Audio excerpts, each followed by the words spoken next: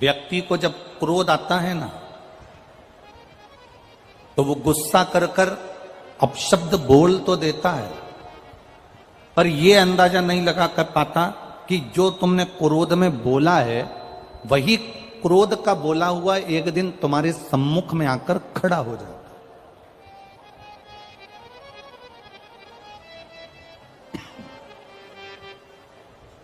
तुम्हारा बोला हुआ एक दिन तुम्हारे सामने ही आ जाता है। इसलिए वाणी ऐसी बोलिए जो मन का आपक होए। पर आज के जमाने में लोग बोलते हैं वाणी ऐसी बोलिए जो जम के झगड़ा होए, पर उससे मत बोलिए जो तुमसे तगड़ा होए। तो यहां तो शास्त्र कह रहा है कि प्रेम की वाणी से आप रिझाने का प्रयास, और जितनी प्रेम की वाणी से आप रिझाने का प्रयास करोगे उतनी वाणी से आप किसी को अपना बना सकते हो।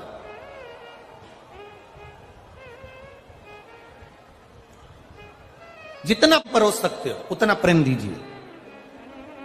कल आपको कथा में कहा था ना, शंकर भगवान को तुम्हारी अंग्रेजी से मतलब है, ना तुम्हारी हिंदी से मतलब है, ना तुम्हारी मराठी से मतलब है, ना तुम्हारी गुजराती से मतलब है। शंकर जी को ना तुम्हारी तमिल भाषा से मतलब है, ना तुम्हारी मद्रासी से मतलब है। शंकर भगवान को ना तुम्हारी गुजराती चाहिए, ना तुम्हारी अंग्रेजी, ना हिंदी चाहिए। शंकर भगवान को तो तुम्हारी जो प्रेम की भाषा होती है, हृदय की,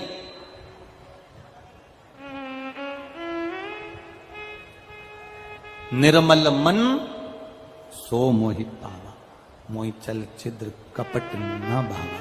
भगवान को तुम्हारे प्रेम की भाषा से रिझा सकते हो। जितनी प्रेम की भाषा तुम प्रकट कर सकते हो उतना करिए।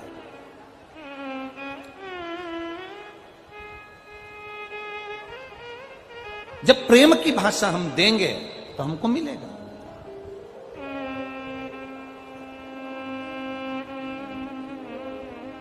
नरसिंह भगवान का क्रोध बढ़ गया, इतना क्रोध नरसिंह भगवान का बढ़ा कि वो इंद्र के यहां गए तो इंद्र छोड़कर भाग गए। आपके गुस्से के कारण, आपके क्रोध के कारण आपका परिवार त्रस्त हो रहा है। पत्नी क्रोध करती है, बच्चों पर असर आता है, परिवार पर असर आता है। पति क्रोध करता है, परिवार पर, बच्चों पर, पत्नी पर, कुटुंब में असर आता है। शिव महापुराण की कथा तो यहां तक कहती है कि आप अगर भोजन का निर्माण कर रहे हो, भोजन बना रहे हो, तो भोजन भी बनाते समय तुम्हारे चेहरे पर क्रोध नहीं रहना चाहिए। तुम्हारी सास से कुछ भी खटर पटर हुई है, परिवार में कुछ भी झगड़ा वगड़ा हुआ है, पर भोजन बनाते समय तुम्हारे चेहरे पर प्रसन्नता होना चाहिए। ये शिव भक्ति, शिव महापुराण। आप लोग अपने अपने घर से पूरी सब्जी बनाकर लाते हो, कोई भंडारे का सामान लाता है, कोई खीर बनाकर लाता है, कोई हलवा बनाकर लाता है। ये प्रेम से बनकर आता है, और जब प्रेम से बनकर आता है तो यहां जब बांटा जाता है तो उसमें अपने आप स्वाद बढ़ जाता है। यहां जितने आए हो, जितने आस्था चैनल पर सुन रहे हो, जितने फेसबुक यूट्यूब पर सुन रहे हो, दिल से सुनो। और जहां बैठे हो, ये मैनपुरी में हम आज तक कभी नहीं आए थे, पहली बार आपसे मिलना हुआ है, पहली बार मिलना हुआ। आप लोगों ने टीवी पर कथा सुनी है कि नहीं सुनी? सुनी है ना। टीवी पर कथा सुनकर आप लोगों ने बाबा का कोई ना कोई उपाय तो किया है ना। किया है तो बाबा ने कुछ ना कुछ तो आपकी जिंदगी में थोड़ा बहुत दुख तो मेरे बाबा ने कम किया होगा, तब तो आप यहां बैठे हो। नहीं तो कौन आता? विश्वास शिव महापुराण पर करा तो बाबा ने साथ। नरसिंह अवतार में क्रोध आया है भगवान को, वो क्रोध समाप्त नहीं हुआ,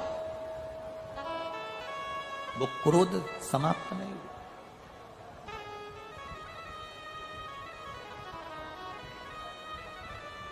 क्रम चालू हुआ।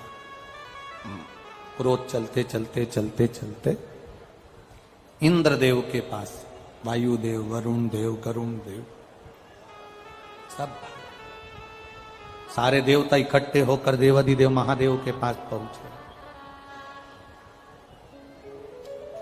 बाबा, बाबा,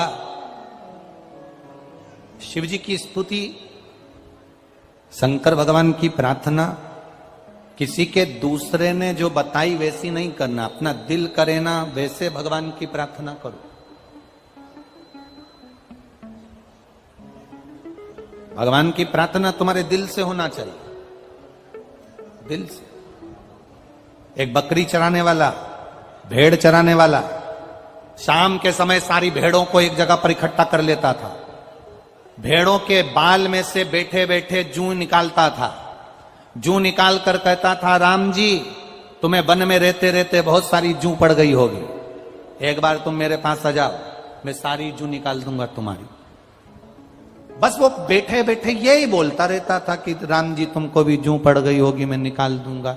एक संत वहां से निकल रहे थे, उन्होंने उसका शब्द सुना, संत को क्रोध आ गया। कैसा मूर्ख है, भगवान को क्या जूं पड़ती है, हर कुछ बोल रहा है, पागल हो गया। संत ने एक थप्पड़ रखकर उस भेड़ चराने वाले को, बकरी चराने वाले को मारा और कहा, आज के बाद ऐसा शब्द मत बोलना कि राम जी को जूं पड़ गई होगी। तेरे में अक्ल नहीं है, हर कुछ बोल देता है कि राम जी मेरे पास आ जाओ, तुम्हें जूं पड़ गई होगी, मैं तुम्हारी जूं निकाल दूंगा। ये कोई शब्द होता? उसने बोलना बंद कर दिया। 4 दिन निकल गए, माता सीता जी ने भोजन नहीं किया। राम जी ने सीता जी से पूछा, तुम भोजन नहीं कर रही हो, क्या बात? सीता जी कहती हैं, एक बेचारा बकरी चराने वाला था, भेड़ चराने वाला, शाम को बकरी और भेड़ों को इकट्ठा कर कर उनकी जूं निकालता था और बड़े प्रेम से कहता था, राम जी वन में रहते रहते तुमको जूं पड़ गई होगी, मैं तुम्हारी जूं निकाल देता हूं। उसको प्रार्थना करना नहीं आती, उसको संस्कृत के शब्द नहीं आते, उसको हिंदी के भी वाक्यों को बोलना नहीं आता, वो कोई संबोधन बोलना नहीं जानता, वो स्तुति करना नहीं जानता, बस